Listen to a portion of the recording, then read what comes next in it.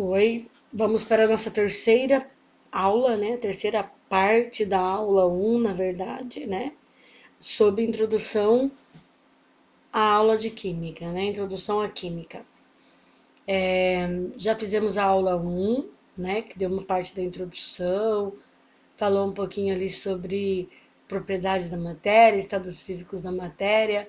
Fizemos a mudança de estados físicos da matéria, né?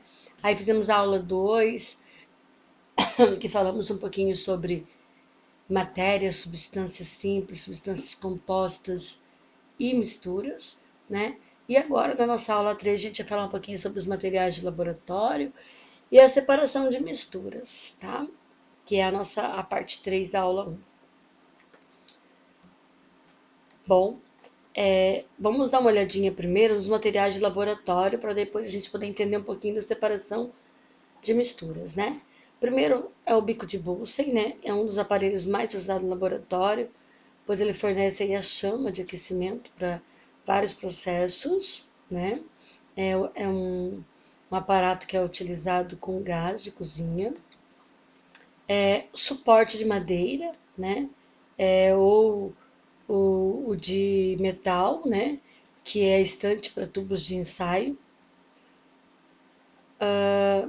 Tubos de vidro, né, que são tubos de ensaio, usado para teste, para aquecimento, com cuidado, dá para aquecer diretamente no bico de Bunsen. Então, esses são aparatos utilizados para aquecimento ou para testes. Copo Becker, né, um recipiente cilíndrico semelhante a um copo, serve para reações entre soluções, para dissolver substâncias, efetuar reação de precipitação, aquecer líquido. Ele pode ser diretamente aquecido ali no bico de Bunsen com uma tela de amianto embaixo. O Erlenmeyer, né, utilizado para titulação, aquecimento de líquidos, dissolve substâncias e reações entre soluções, né? Ele tem facilidade da gente precisar mexer, né? A substância, então esse líquido fica bem colocado lá embaixo, não corre risco de sair facilmente dali, né? Para o seu aquecimento tem que utilizar o tripé, né, com a tela de amianto, e por possuir a parte inferior mais larga, se presta melhor em misturas, né, no caso para rotação, como eu falei ali antes. Aproveita o cilindro graduado, né, ele serve para medir e transferir pequenos volumes de líquidos, não pode ser aquecido, porque senão pode interferir nas medidas, né? Então é um dos aparatos utilizados para medida, né? Que a gente consegue fazer medidas muito precisas com a proveta. Balão de fundo chato é um recipiente esférico provido de colo, né?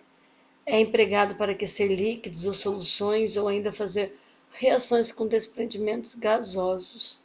Ele pode ser aquecido sob tripé com tela de amianto também.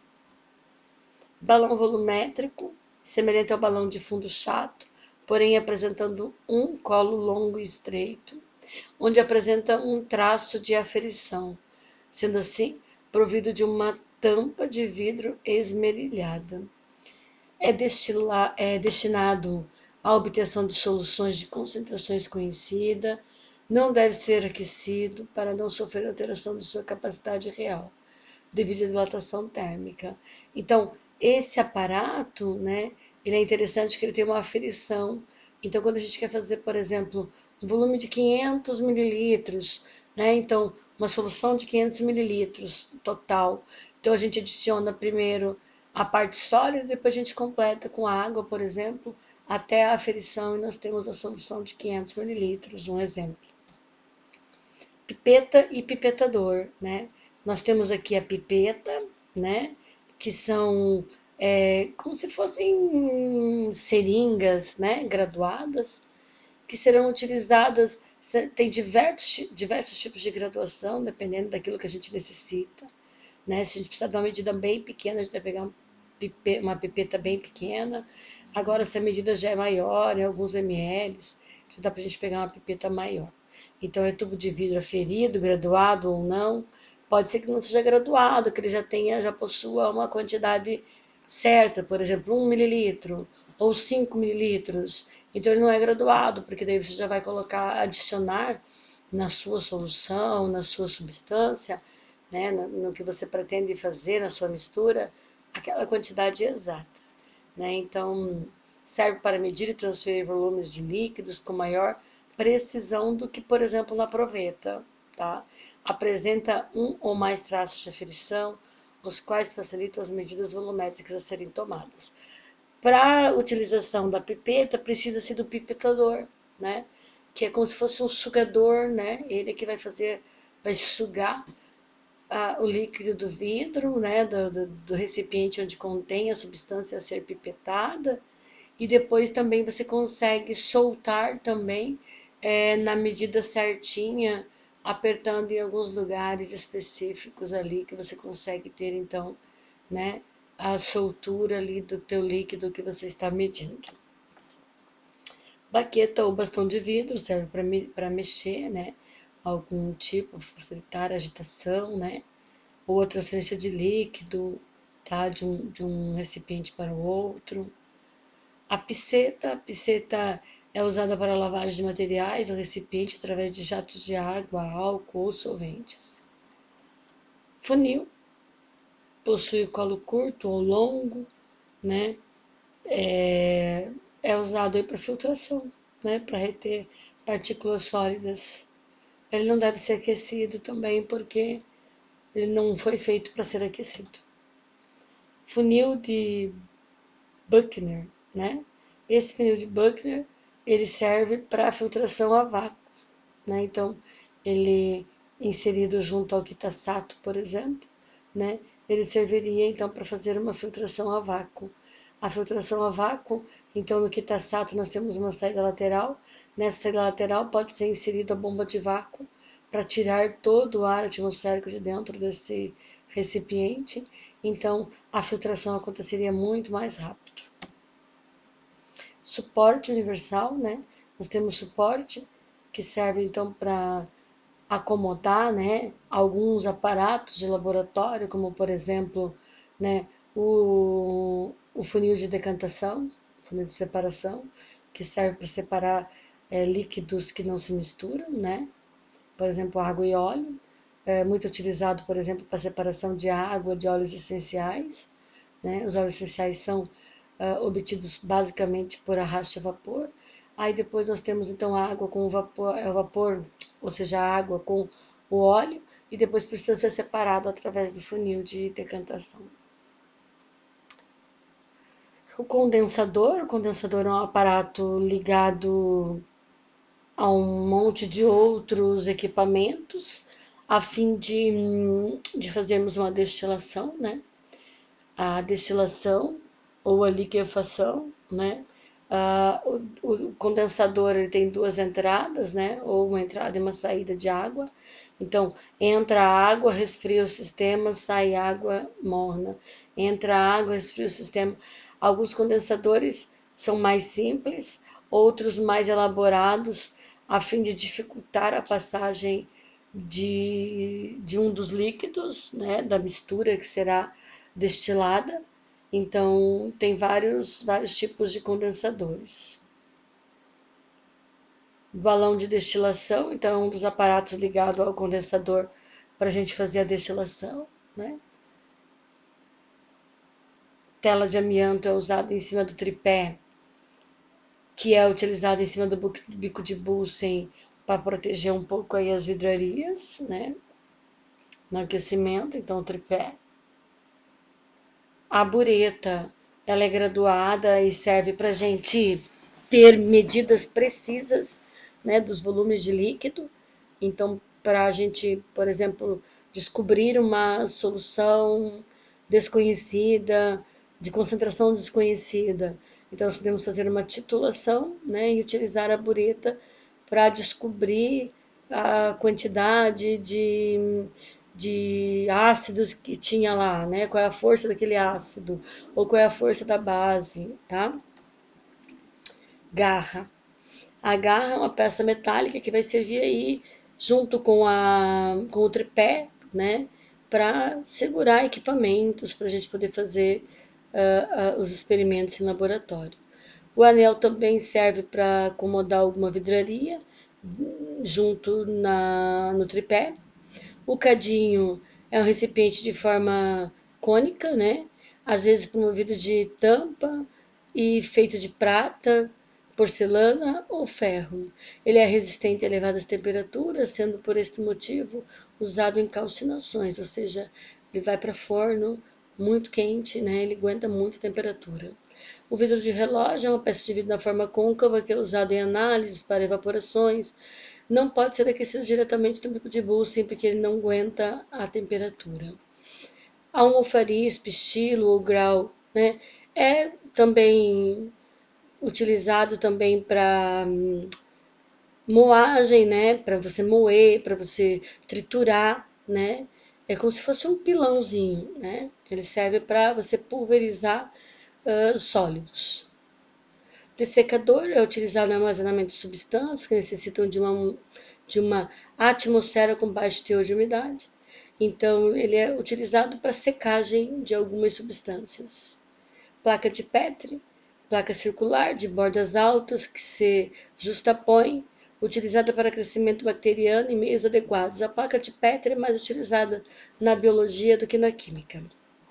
Centrífuga, né, um aparelho constituído por um carrossel, ele vai girar em alta velocidade e aí ele consegue então separar, né, a tua mistura por sedimentação dos sólidos em suspensão nos líquidos, né, em líquidos. A estufa, equipamento empregado na secagem de materiais por aquecimento, em geral até uns 200 graus Celsius mais ou menos. E agora a gente vai para a separação de misturas, né? Como que a gente poderia retirar, por exemplo, o sal da água do mar? Poderíamos separar a água do óleo, né? Então, é isso que nós vamos ver daqui para frente. Então, como que a gente poderia separar a limária do ferro do alumínio em pó? Como que a gente poderia separar a água da areia? São vários métodos que nós vamos ver agora, né? A maioria das matérias encontradas na natureza, elas estão na forma de misturas.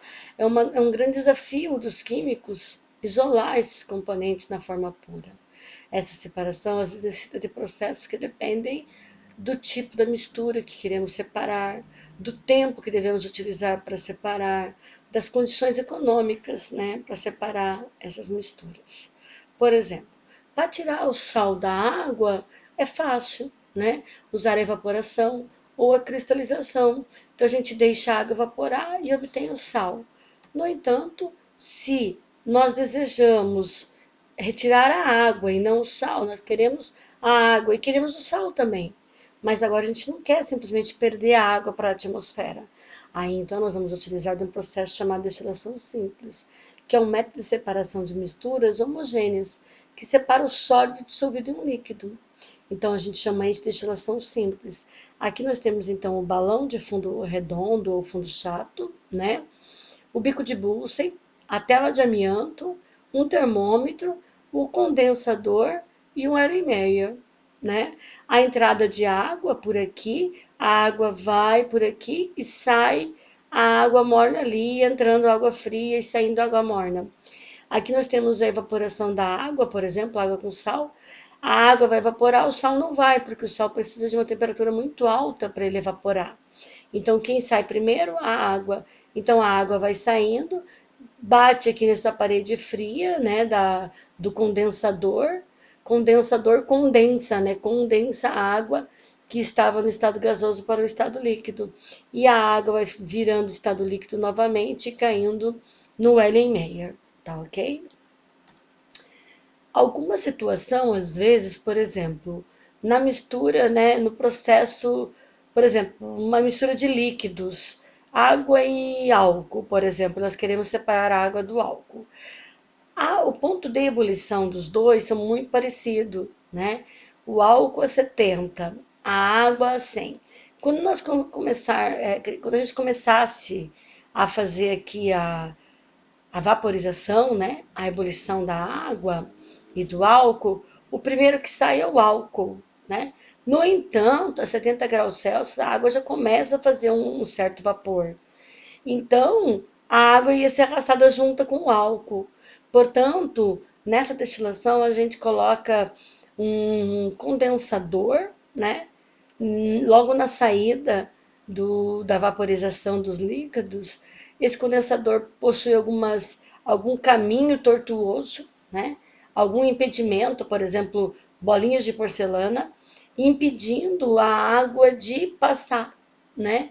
Então a água chega aqui, ela condensa, é uma coluna de fracionamento, a gente chama isso. A água condensa e retorna para o frasco e segue somente o álcool, por exemplo. Aí o álcool chega aqui em forma gasosa, condensa nas paredes frias, porque aqui nós temos água fria entrando e água morna saindo, né? E aí ele condensa e ele cai aqui no becker.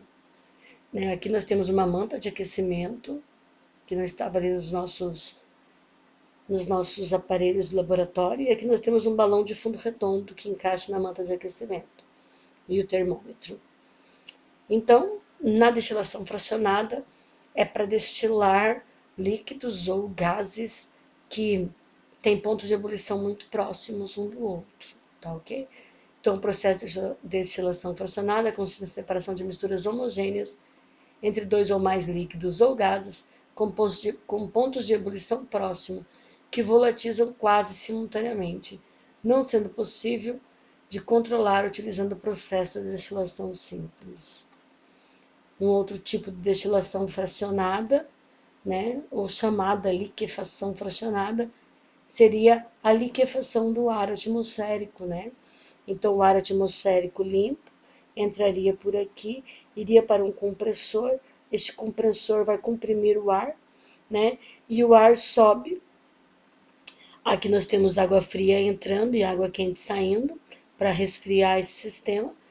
E a água e o ar, né, vem para essa torre, né, aqui na válvula de expansão, e ele se torna então ar líquido, né, para ar comprimido, né, que a gente precisa, no caso, para muitas coisas, tá bom?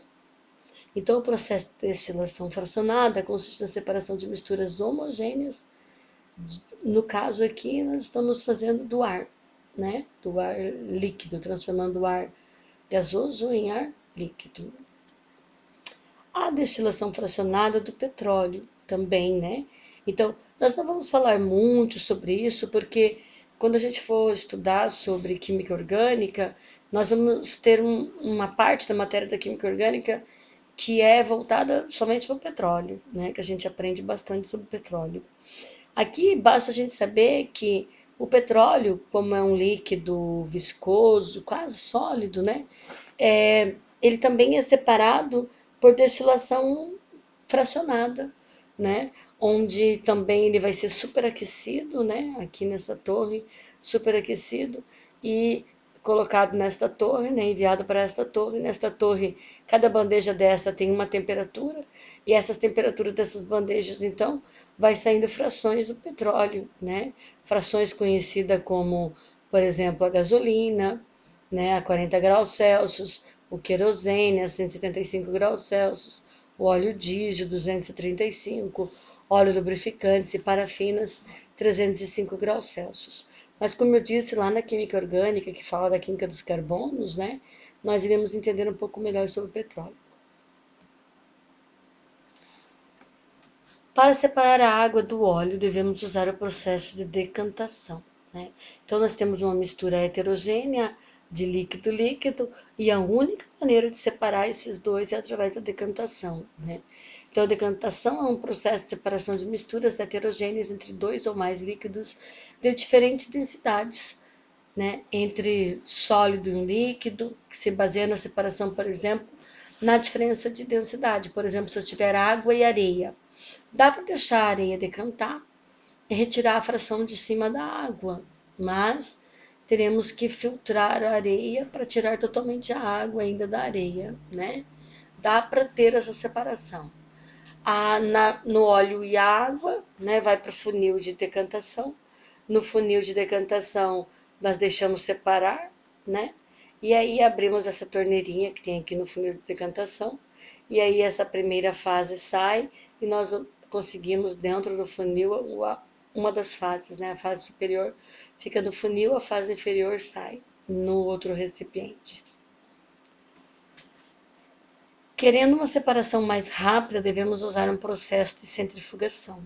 A centrifugação é um processo de operação, é uma operação unitária para a separação de duas fases, camadas separadas, de uma mistura por ação da força centrífuga a que fica sujeita, quando em movimento ou de rotação. A centrifugação ela é usada para separar sólidos em suspensão num líquido, constituinte de misturas coloidais e constituintes imiscíveis, ou seja, que não se misturam completamente. Então, por exemplo, sangue, maionese, gelatina, o leite, todas essas são coloides, né? Os coloides são separados em centrífugas. Quando vamos cozinhar o feijão, escolhemos apenas os grãos bons e este processo a gente chama de catação. Peneiração ou tamização, né? A tamização ou a peneiração é a separação de areia, por exemplo, dos pedregulhos. Então, na peneiração, a gente separa partes maiores das menores, né? Flotação, por exemplo, do ferro e isopor. Aqui o menino vai colocar água, né? Quando ele colocar água, o isopor vai flotar, né? Ou seja, vai subir, porque ele é muito menos denso, e o ferro vai ficar no fundo. Aí nós poderíamos retirar o isopor de cima, né? Com uma pá, com uma colher, e aí então temos só a água com a areia que pode ser filtrada. Separação magnética, por exemplo, ferro e enxofre. Se a gente passar aqui no meio um ímã, né, nós iremos retirar todo o ferro, ficando somente o enxofre. As misturas heterogêneas constituídas por um líquido e um sólido também podem ser separadas por filtração. Então, por exemplo, água e areia podemos filtrar, né? Também pode ser filtração a vácuo. Na filtração a vácuo, no Kitasato, né? E no bico de Buchner, a gente consegue tirar, Buchner, né? A gente consegue, por exemplo, tirar todo o ar atmosférico daqui de dentro. E aí a filtração acontece muito mais rápido. Levigação é um processo antigo utilizado para separar, por exemplo, o ouro, né, das areias por densidade. Quando você passa a água, leva a areia e o ouro, como é mais denso, vai ficando na bandeja. Ventilação é a separação dos grãos, por exemplo, do café, né? Então você sopra, as coisas mais leves vão embora e as mais pesadas, as mais densas ficam. Por exemplo, soprar também amendoim, né? As cascas do amendoim saem todas e o amendoim fica. A dissolução fracionada é uma separação bastante importante, né? Por exemplo, sal da areia. Então, ao adicionarmos água, dissolver, né? Nós dissolvemos o sal na água. E aí podemos, então, fazer a peneiração, peneiração não, filtração, e obtemos a areia separada da água salgada. Depois, a água salgada, nós podemos fazer uma destilação simples e retirar a água do sal ou o sal da água. Bom, terminamos então essa nossa parte, né? Essa nossa aula introdutória da química, né? Que foi num total de 3 vídeos, né? São 3 aulas, então, da aula 1, né? 3 partes da aula 1. Terminando então agora, né? Esse estudo introdutório sobre a química. Nossa próxima aula, que será a aula 2, né? Parte 1, nós iremos trabalhar então com o átomo, né? Vamos começar a parte de atomística, entender sobre o átomo, sobre a história dos modelos atômicos e tudo mais aí sobre o átomo.